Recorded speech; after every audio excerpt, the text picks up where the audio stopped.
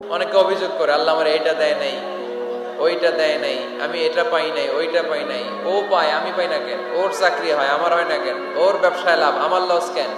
ওর বউ সুন্দরী, আমার টাকা লাগেন? আছে না নাই?